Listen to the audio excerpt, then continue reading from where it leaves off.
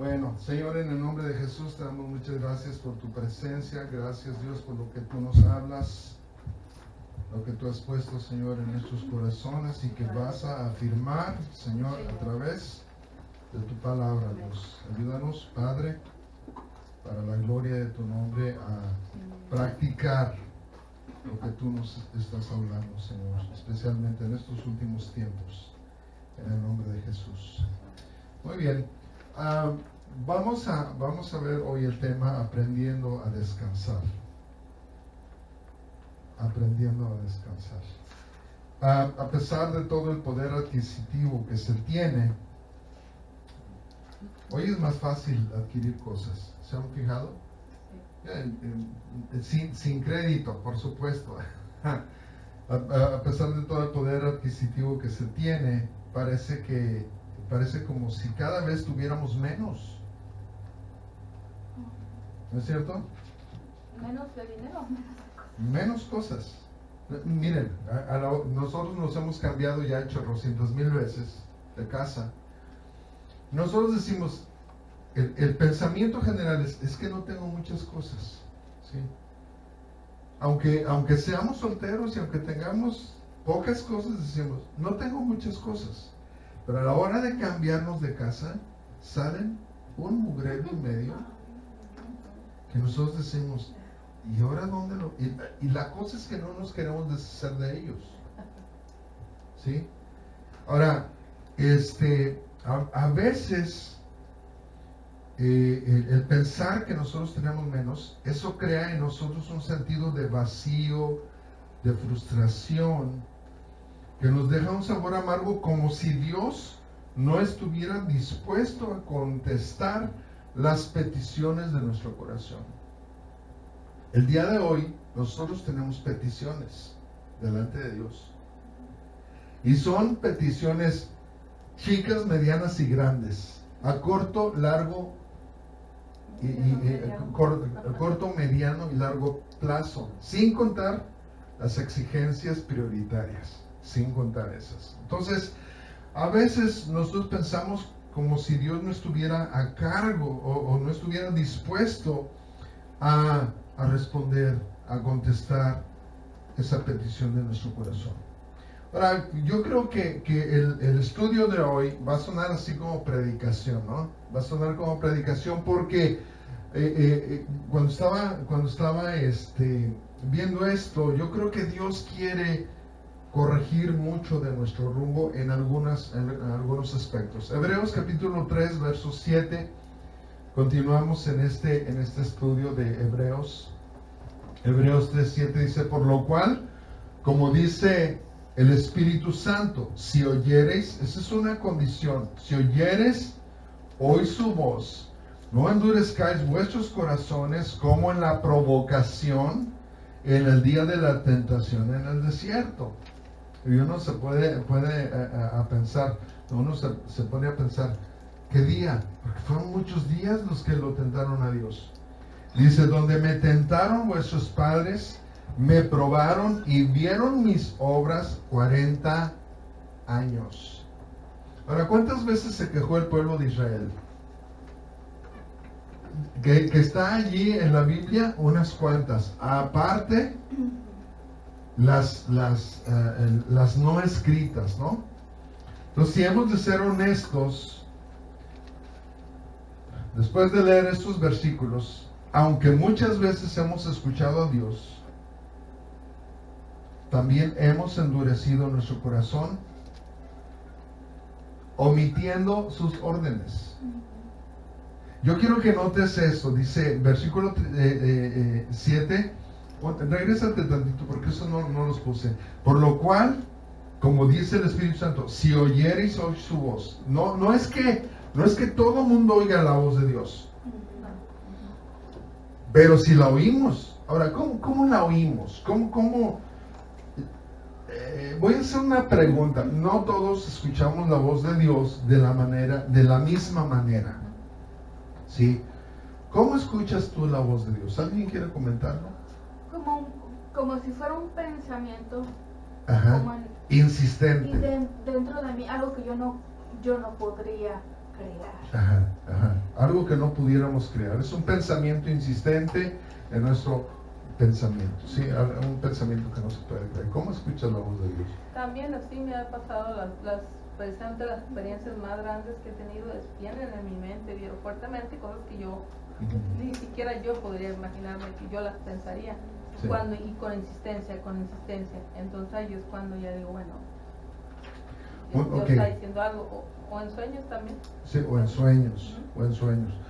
En la misma palabra, perdón, también, en la misma palabra Dios me ha hablado también. Claro, por supuesto, en la misma palabra. Ahora, es muy importante saber que cuando Dios nos habla, no está contradiciendo lo que está escrito, ¿sí? No está contradiciendo, nunca, jamás Dios va a contradecir su misma palabra. ¿Alguien más? ¿Cómo escuchamos la voz de Dios? A través de un hermano. A través de un hermano. O alguien, una persona que... Miren, yo dije hace tiempo, yo a través de la palabra de quien esté predicando, ¿no? Yo una vez le dije a una de mis primas, a mí no me emociona tanto que Dios me hable. A mí me emociona cuando Dios me confirma lo que ya me habló. ¿Sí? Cuando Dios confirma, es que, caray, o sea, imagínate, ¿no? Dios está poniendo ese pensamiento en tu corazón. Hay un sentir, si podemos manejarlo así, hay un sentir, una sensación, una seguridad, una certeza de que Dios va a hacer algo. Eso es también la manera en que tú captas la voz de Dios. Ahora, muchas veces Dios te dice concretamente algo, pero no te lo revela todo. Dios te da la sensación de que Dios va a hacer algo, pero no te lo revela todo. Por ejemplo, yo me acuerdo que los cambios que Dios hizo, aún de casa, Dios me avisaba en mi espíritu de que nos íbamos a cambiar de casa. Entonces, pero no nos decía para dónde. Y yo me acuerdo específicamente, antes de cambiarnos, en la ciudad de León, íbamos a cambiarnos, nos urgía cambiarnos. Y esa vez yo no sabía, y ya Dios me había dicho, te vas a cambiar. Y de repente viene el dueño de la casa y nos dice, perdonen muchísimo, pero ya no les puedo rentar la casa, se van a tener que salir. Porque la tenían en venta antes de que nosotros la empezáramos a rentar. Entonces quedamos bastante tiempo allí en esa casa, pero este señor vino y hasta nos perdonó algunos meses de renta, ¿verdad? Para que pudiéramos nosotros buscar una casa. Imagínense, ¿quién te perdona la renta? Y ese hombre era más católico que el Papa. Entonces, miren, cuando nosotros estábamos haciendo reuniones en la casa y tenemos un cuarto como la mitad de esto, y le digo al Señor, oiga, queremos que nos dé permiso para hacer un arco aquí para poder hacer, eran 2 cuartos, pues queremos hacer un arco y hacer el salón más grande. Dice, no, pues háganlo, no hay ningún problema. Hasta nos agradeció por eso. Fue una bendición, ¿no? Entonces, regularmente, siempre Dios lo hacía en diciembre. Casi todos los cambios nunca, no me había fijado en eso, pero casi todos los cambios de casa, especialmente los mayores, venían en diciembre. Sí. Los últimos.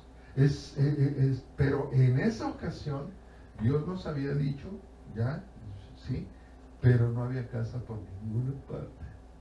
Entonces, me acuerdo que un día estábamos, y miren, cuando Dios no contesta, uno se empieza a preocupar. Cuando Dios no contesta, uno se empieza a enojar. Cuando Dios no contesta, uno se empieza a frustrar y muchas veces tu fe se empieza a debilitar. Por lo menos la mía. ¿sí? O tomamos decisiones equivocadas, precisamente por la frustración de no ver con claridad. Y yo me acuerdo, teníamos una reunión con mis compañeros de trabajo, la mayoría de ellos católicos, algunos ni creían en Dios. Y yo me acuerdo que ese día yo estaba ni el sol me calentaba, ¿no? Especialmente en diciembre. Y yo me acuerdo que les dije a mis compañeros de trabajo, miren muchachos, no sé si ustedes creen en Dios o cuál sea el concepto que tengan ustedes de Dios, pero les pido, por favor, que estén orando, pidiendo, rezando para que yo encuentre una casa.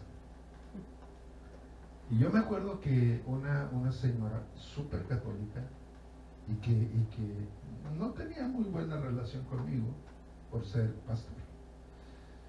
Ella vino y me dijo, David, no te preocupes, Dios está en control. O sea, déjale cuenta que me puso una cachetada, ¿no? Guante blanco. Pero hay tantas situaciones en nuestra vida, quizás hoy estamos pasando por una situación así. Y bueno, precisamente, dice, por lo cual, como dice el Espíritu Santo, si oyereis hoy su voz, no endurezcáis nuestros corazones como en la provocación, en el día de la tentación en el desierto. Como cristianos pasamos por periodos de prueba que parecen desiertos. No escuchamos la voz de Dios, no sentimos la presencia de Dios. Los problemas están allí diariamente, las carencias y todo esto, ¿no? No endurezcáis vuestros corazones. Dice versículo 9, donde me tentaron vuestros padres, en el desierto, donde me tentaron vuestros padres, me probaron. Y fíjense lo que dice ahí, y vieron mis obras 40 años. Entonces, si hemos de ser honestos, a veces hemos escuchado a Dios, pero también hemos endurecido nuestro corazón, omitiendo las órdenes de Dios. Dios me dice, haz esto, y a veces no lo hacemos de manera inmediata. Y yo quiero decirles, hermanos, necesitamos entender que obedecer a destiempo es desobediencia. Obedecer a destiempo es desobediencia.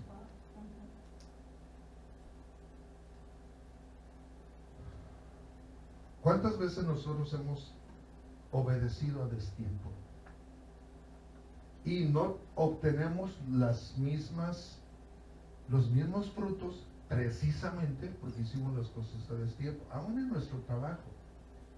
¿Sí? ¿Cuántas veces nosotros tenemos una oportunidad? Miren, ahí les va. A mí me gusta mucho la fotografía. Fuimos mi esposa y yo a un lugar donde venden muchas cosas usadas. Y yo vi una cámara a $25. El puro lente de esa cámara, ¿saben cuánto cuesta? Más de 100 dólares, más de $100. Entonces dije, después la compro. Cuando fuimos mi esposa y yo, como 2 o 3 días después, fuimos a comprarla, había una cámara Canon y había una cámara Nikon.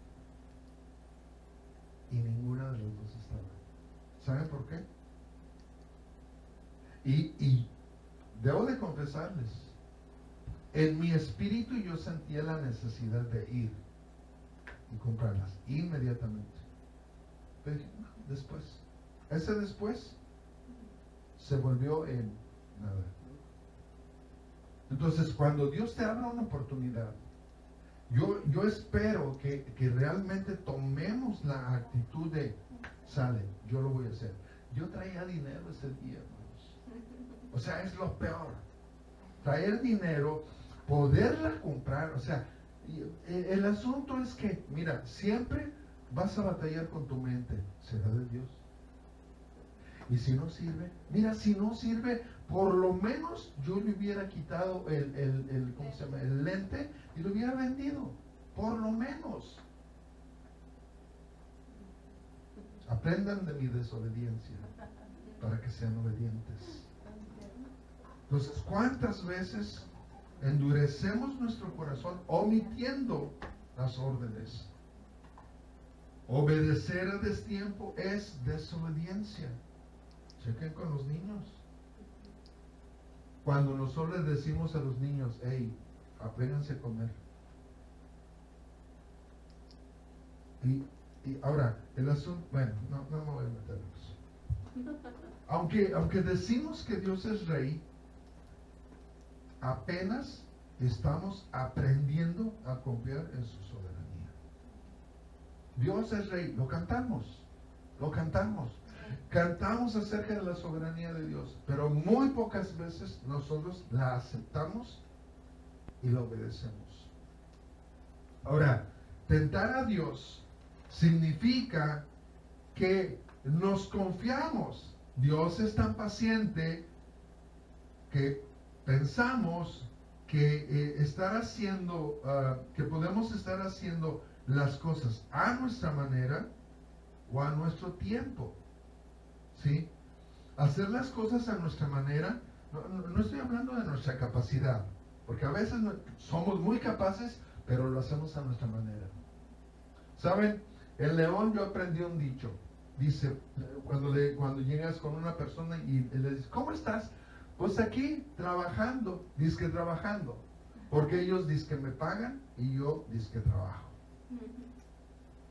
Entonces, la capacidad no tiene nada que ver con la disponibilidad o con hacer las cosas bien. Decimos que Dios es rey, pero vuelvo a repetir, apenas estamos aprendiendo a confiar en su soberanía. A pesar de ser testigos de grandes milagros en nuestra vida, todavía Dios sigue batallando con nosotros.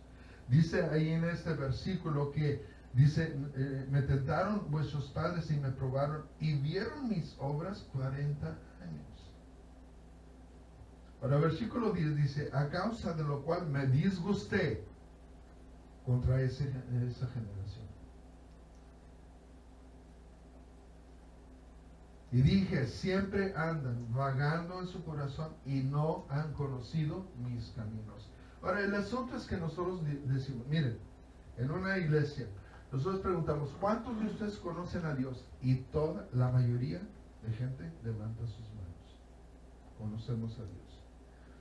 La pregunta es, ¿y conocemos sus caminos? Conocer sus caminos es conocer la voluntad de Dios. Y muchas veces nosotros todavía andamos preguntando cuál será la voluntad de Dios. A veces tenemos que echar un volado porque no sabemos la voluntad de Dios. O hacemos un volado mexicano, ¿verdad? Escupes en la mano y para donde se pique más, sí, y para acá es no. Horrible, igual. Sí. Así sucede. A veces nos ponemos nerviosos, por lo menos yo, porque las cosas no están saliendo como deseamos. Gracias, que tú y yo nos ponemos nerviosos. ¿No? Hasta queremos forzar las puertas que Dios ha cerrado. ¿Por qué? Porque no conocemos sus caminos. Ahora, cuando no confiamos en su soberanía, empezamos a caer en el afán o en la preocupación. Afán y preocupación es lo mismo, ¿no?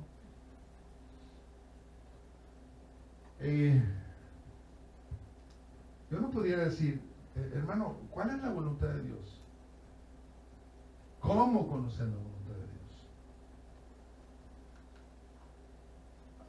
Yo creo que vamos a ir mucho más allá. Versículo 11. Por tanto, tan enojado estaba Dios, que dice versículo 11, por tanto juré en mi ira, no entrarán en mi reposo. ¿Dios se enoja? Oh, sí. De tal manera que el pueblo de Israel dijo, ¿sabes qué? Tú no vas a entrar. No vas a entrar. Ahora, yo quiero darle un enfoque. No voy a forzar este tema, no lo voy a forzar. No se refiere específicamente a esta clase de reposo, de lo que estamos hablando, pero se vale, se puede hacer esto.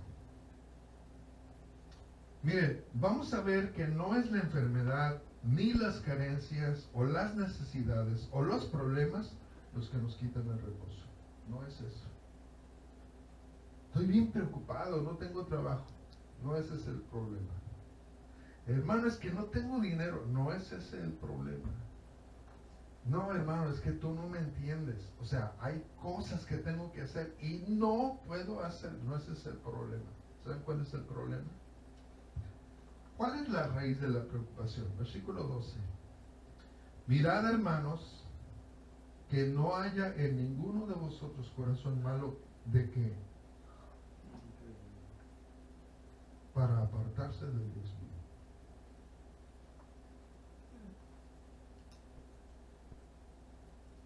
La siguiente versión es una versión castellana. Dicen ahí, por tanto, hermanos, mirad que ninguno de vosotros aliente un corazón que maleado, ¿por qué? Por la incredulidad. Maleado por la incredulidad, le aparte del Dios vivo. Entonces, ¿cuál es el problema? ¿Es falta de dinero? No. ¿Es la enfermedad? No. ¿Saben cuál es el problema? La incredulidad. Ahora, hemos hablado de dos palabras, la incredulidad y la soberanía de Dios. La incredulidad es la falta de confianza en la soberanía de Dios. Dios es tan poderoso. Estábamos cantando hoy. Miren, yo estoy cantando y como que es una predicación a mí mismo, ¿no? Por eso de repente los dejo a ustedes mejor cantar, porque yo estoy, amén, sí, gracias Dios, por lo que Dios lo que Dios me está recordando que Él es. Él es poderoso, Él es más que suficiente, Él es soberano. ¿Qué quiere decir la palabra soberano? Bueno, la versión David Enríquez es que Dios es tan poderoso para hacer las cosas o no hacerlas. Hacer lo que se le pega su regalada gana. Esa es la soberanía de Dios. En el tiempo que Él quiere, si Él quiere. Pues muchas veces nosotros estamos, Señor, ¿por qué no? Pues porque no quiero. Tú no eres Dios. A esa conclusión a veces llegamos. O sea, nuestra amargura nos hace rechazar la soberanía de Dios. Ahora, hablando de las relaciones entre un hombre y una mujer, no me refiero a relaciones sexuales, una relación de hombre-mujer, es Dios, si Dios nos dio un espíritu de continencia. La continencia es, ves pasar a una mujer, no hay ningún problema. No quiere decir que seas del otro bando, simplemente es, o sea, no, si no te llama la atención, entonces tienes la continencia. Pero si ves pasar a una mujer atractiva y la sigues por varios segundos, quiere decir que tú no tienes un espíritu de continencia. Y si no tienes un espíritu de continencia, es que Dios tiene preparado, reservado a una mujer o a un hombre en el caso de las mujeres. ¿Amén? O sea, ¿y cuál es el asunto aquí? El asunto es creer y depender de la soberanía de Dios. Señor, es en tu tiempo. Nadie te va a quitar a la mujer que está destinada para ti. Nadie va a quitar al hombre que está destinado para ti. En la soberanía de Dios, Dios se encarga de proteger, punto. ¿Sí? Entonces, la incredulidad, que es la falta de confianza en la soberanía de Dios, crea en nosotros un corazón que no agrada a Dios y que nos aparta de Él. Fíjense lo que dice esa versión, que dice: por tanto, hermanos, mirad que ninguno de vosotros aliente un corazón que maleado por la incredulidad de aparte del Dios vivo. Entonces la incredulidad nos aparta del Dios vivo. No que Dios nos aparte, nuestra propia incredulidad en su soberanía, nuestra propia falta de confianza nos aleja del Señor.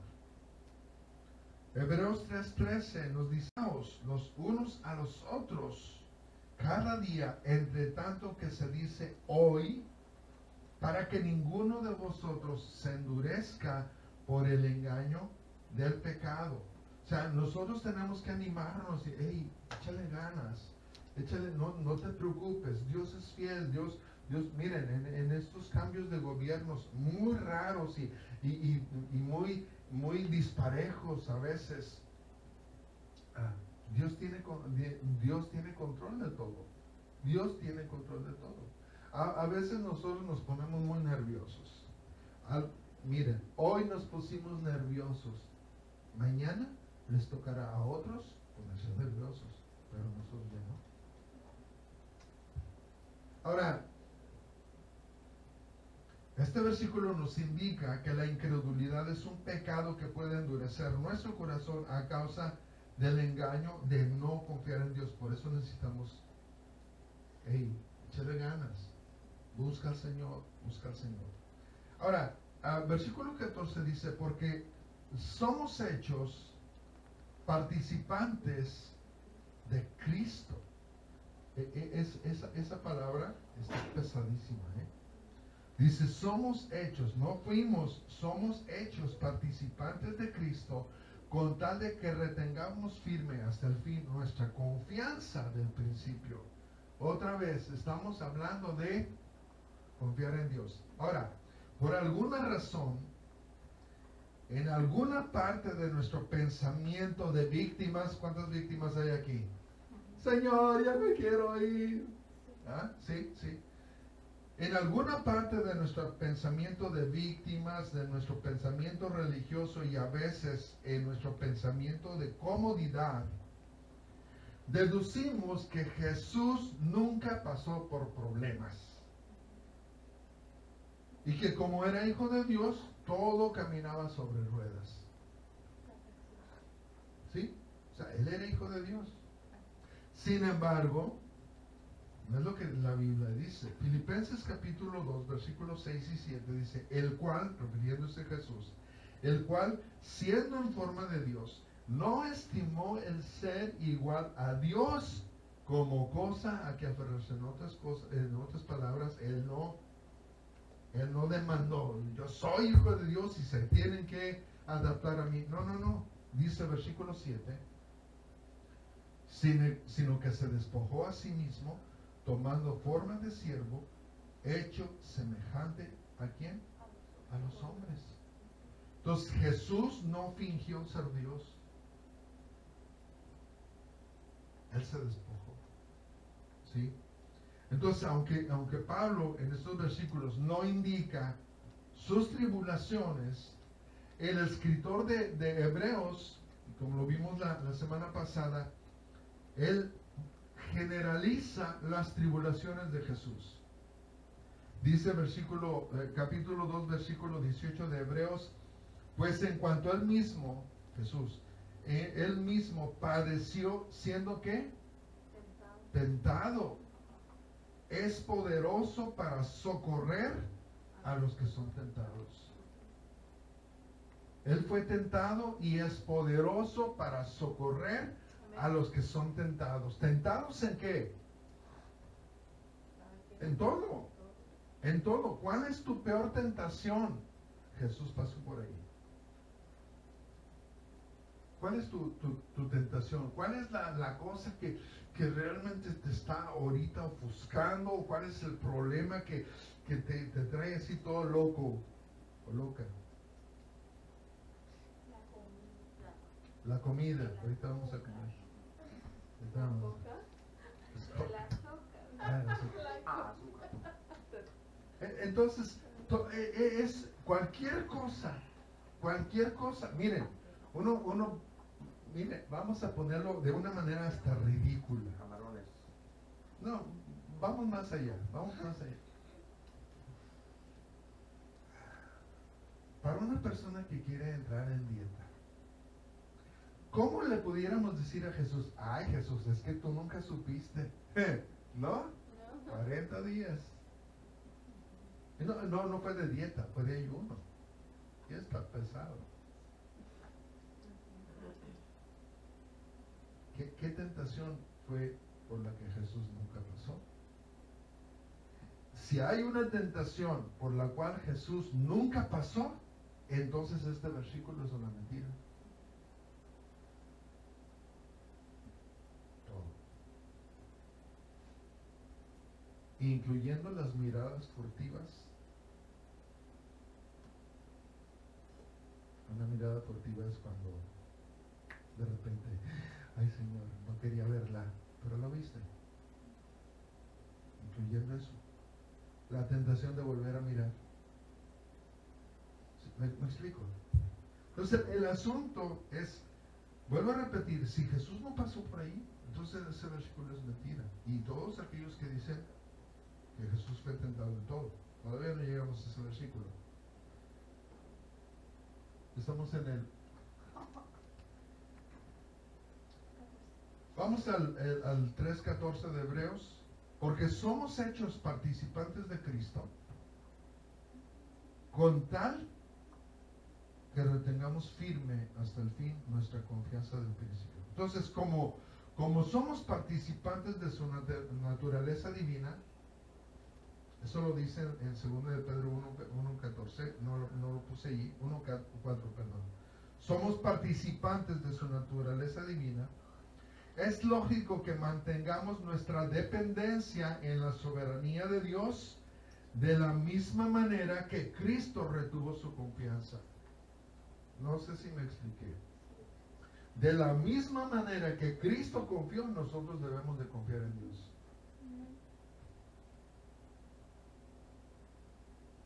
¿Por qué? Porque tenemos su misma naturaleza. Y déjenme probarles esto.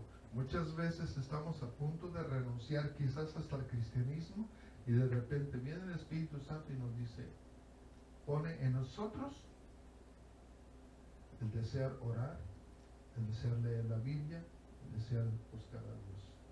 ¿Sabe por qué? Porque Él no nos abandona. Él sabe por las cosas que estamos pasando.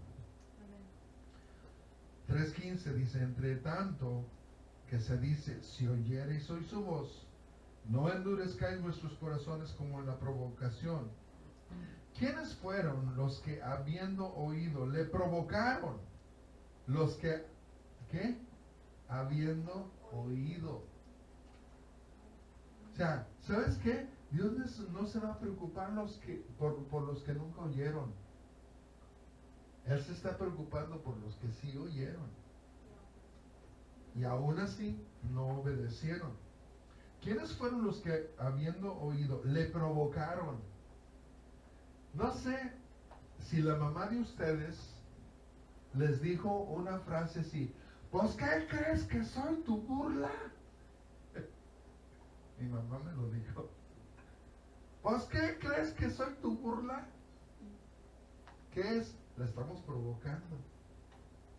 Ahí les va.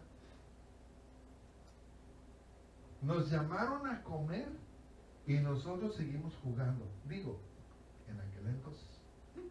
¿Sí? Estábamos jugando. Bien chido. Ya está la comida. Y nosotros seguimos jugando. Primera, segunda y tercera llamada. Aquí no hay restaurante. La clásica. La clásica. ¿Sí? Pues ¿qué crees que soy tu sirvienta? O sea, estamos hablando de una provocación. Solo los niños provocan. En el estado espiritual, solo los niños provocan. Una persona que ha madurado se presenta delante de Dios y dice, Señor, cuando quieras y a la hora que quieras, estoy disponible.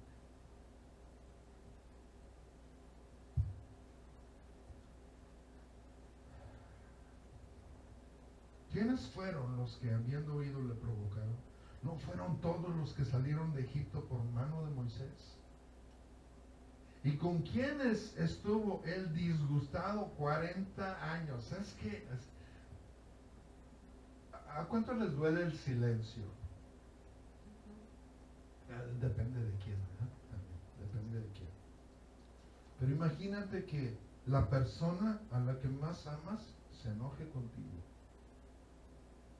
Y que nada más te diga, ¿sabes qué? No quiero hablar contigo.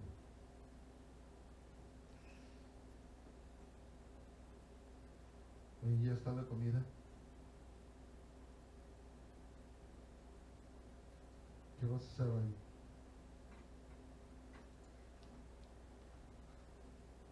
¿Ya estás lista?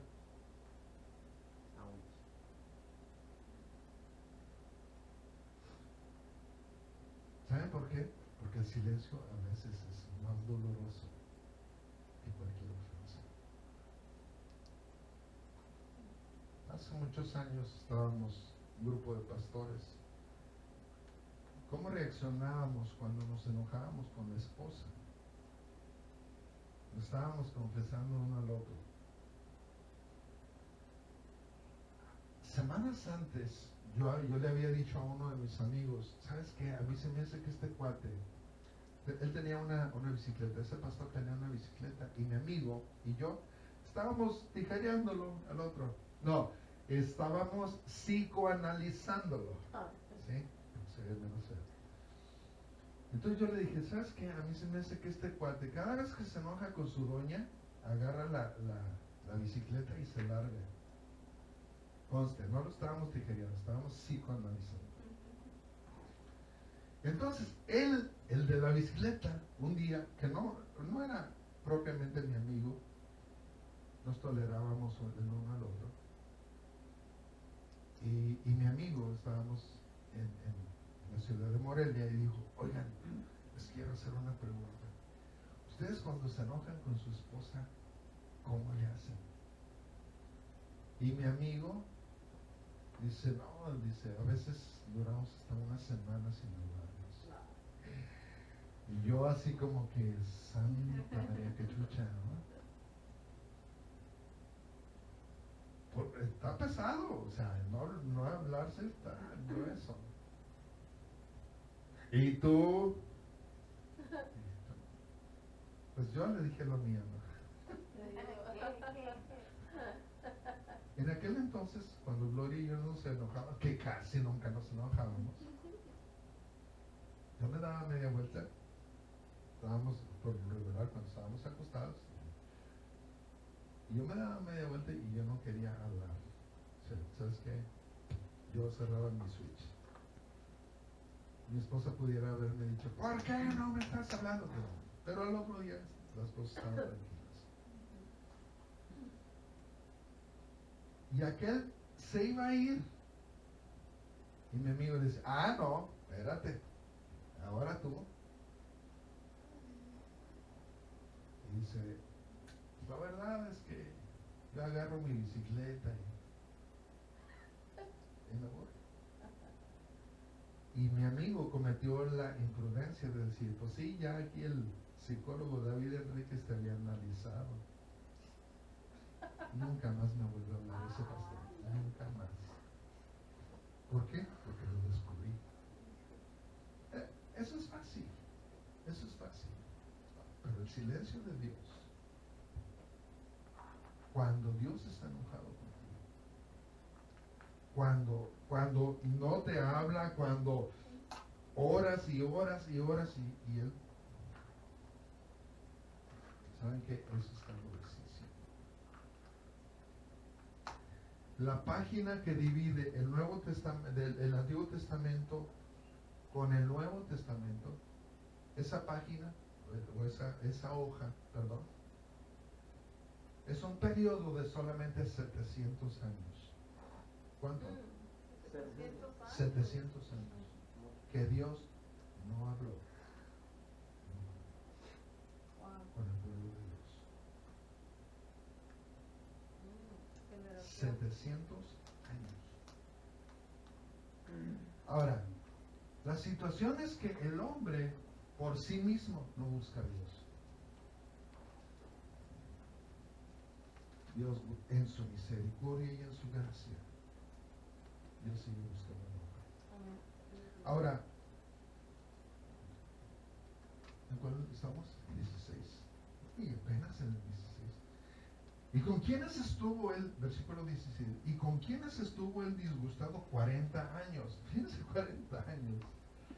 ¿No fue con los que pecaron, cuyos cuerpos cayeron en el desierto? ¿Y a quienes juró que no entrarían en su reposo, sino aquellos que desobedecieron? Y vemos, versículo 19, vemos que no pudieron entrar a causa de qué? Incredulidad. Fíjense, uno podría decir, no,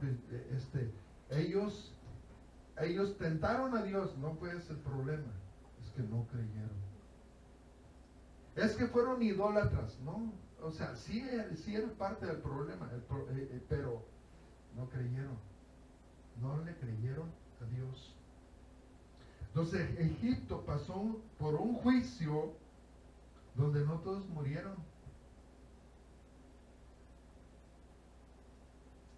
Y sabes, a Dios no le interesa, a Dios no le interesaba seguir tratando con el pueblo de Egipto. Sin embargo, por la incredulidad, Israel, la primera generación de los israelitas no entraron a la tierra prometida. Ahora, escúchame bien, porque esto está gruesísimo. La prioridad de Dios no es tratar con el mundo, sino con sus hijos.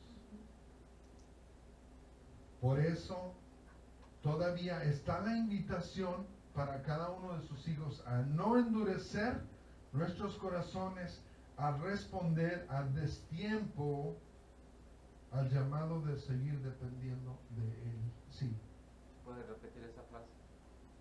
La de a Dios no le importa. La prioridad de Dios no es tratar con el mundo, sino con sus hijos. ¿Sí? No tanto que no le importe, pero la prioridad de Dios es primero arreglo a los míos. Primero arreglo a los míos. ¿Saben por qué? Porque los míos me interesan. Ahora, Dios todavía sigue tratando con esa invitación a no endurecer nuestro corazón, a responder a destiempo al llamado de seguir dependiendo en Él, confiando que si Dios lo prometió, es imposible que Él mienta. Si Dios lo prometió, es imposible que Él mienta. Ahora, si hemos recibido una palabra profética de Dios, vamos a pedir que Dios la confirme, no solamente una vez. Señor, yo quiero que lo confirmes más y más. Y que llegue el cumplimiento de esa palabra, porque pues el hecho de que Dios me lo confirme y me lo confirme y me lo confirme, pues que padre y todo, pero que se llegue el cumplimiento de eso. En el nombre de Jesús. Sí. El jueves estábamos con Dion y ella me dio una palabra a mí, pero no creo que sea a mí personalmente, sino a la iglesia, porque me dijo que, y creo que es una confirmación para el nombre de esta iglesia. Ajá. Ella me dijo que, ¿cómo se dice besos? Vasos. ¿Besos? Vasos. Un vaso. Una vasija. Que Dios nos iba a usar a nosotros como una vasija. Dice, pero para las naciones. Dice, ella me dijo, no se preocupen por el puente. Yo supongo que estaba hablando de lo que está pasando por Caramana y todo. Dice, ellos van a venir a ustedes. Y en ese momento, cuando ella me dijo eso, se me vino Casa Internacional de Adoración. Y haz de cuenta que ahí dije, ay Dios mío, y se me repitió en casa internacional. Ahorita somos puros mexicanos, ¿no? Y ahí vienen, Dios no nos ha enviado porque van a llegar. Y yo me quedé así, mira, estaba temblando, que nosotros tenemos que ser un hogar para todos ellos, aunque muchos estamos en contra, pero Dios tiene un plan. Sí. Y vamos a obedecer ese plan. Y lo único que se me viene a la mente es eso de que por mucho tiempo Dios nos ha hablado de ser una casa, de ser un refugio, de ser padres, madres, hermanos para la gente. Así es. Y creo que ya está por cumplirse todo eso. Amén. ¿Quieres poner el video, por favor? Tenemos solamente que, miren, yo estuve buscando algo, aquí me acordé de este canto, es este.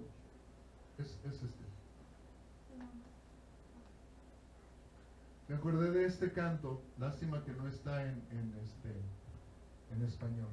Bájale, por favor. Pero ¿por qué si todos entendemos inglés? ¿Verdad?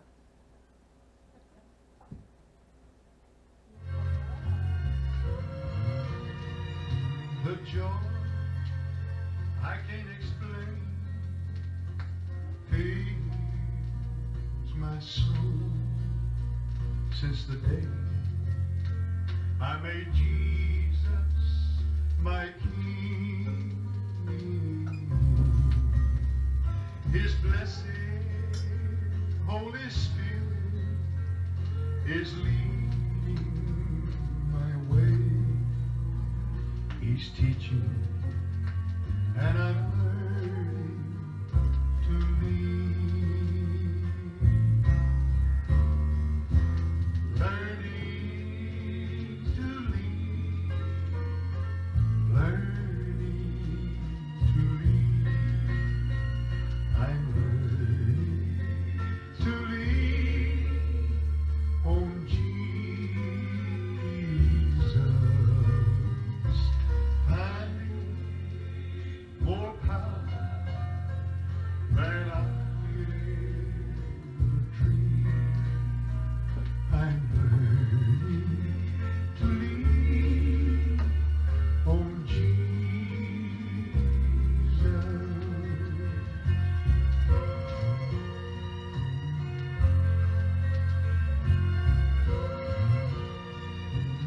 You know there is glorious victory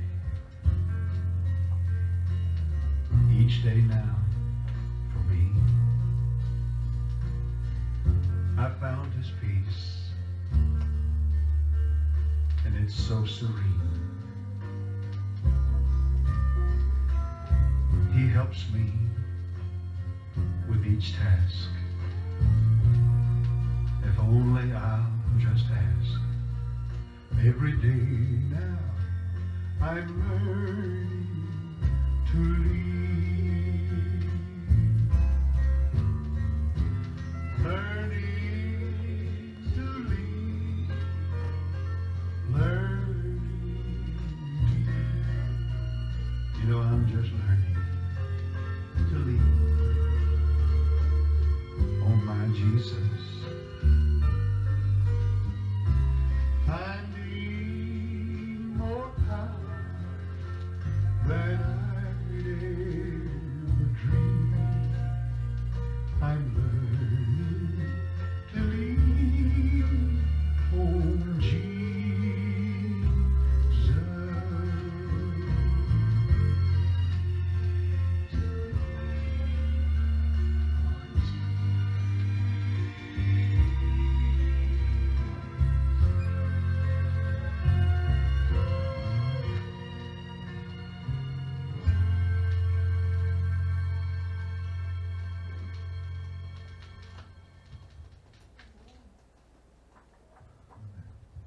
Aprendiendo a descansar.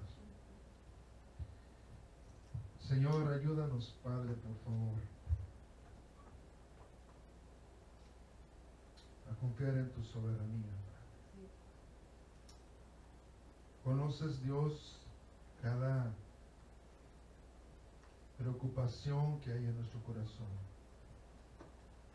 Conoces cada deseo, grande, pequeño, insignificante, que hay en nuestros corazones. Conoces, Señor, cada deseo que proviene de ti, aquellos deseos que provienen de nuestra propia carne. Y hay algunos deseos que ni siquiera sabemos si son nuestros o son tuyos.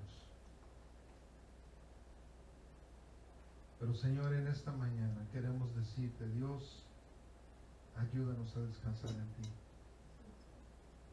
Es tan importante en estos tiempos, Señor. Ayúdanos, Dios, a reconocer en todo tu soberanía y decir, Señor, haz tu voluntad. Señor, hicimos sin consultarte. ¿Cuántas de esas elecciones hasta el día de hoy nos han atado? ¿Cuántas de esas elecciones, Señor, han traído malestar, sufrimiento, quizás hasta enfermedad a nuestra vida? Hoy, Señor,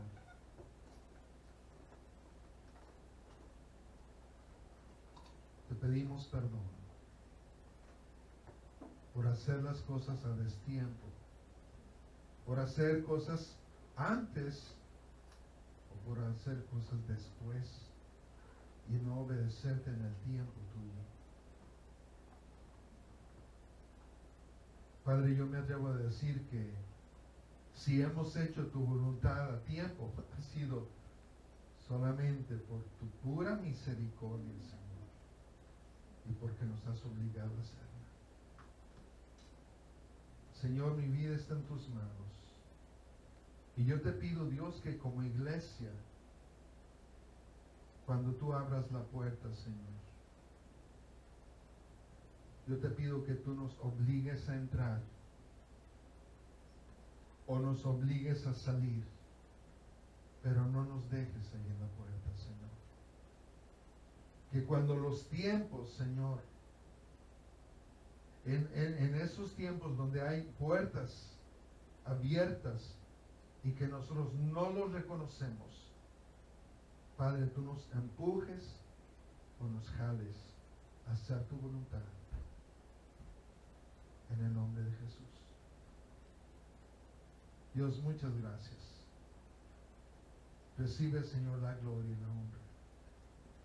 Amén. No sé si hay algún comentario extra. Si alguien quiere comentar algo, le damos el tiempo. Si no, yo traigo mucha hambre, no sé ustedes. Dios les bendiga.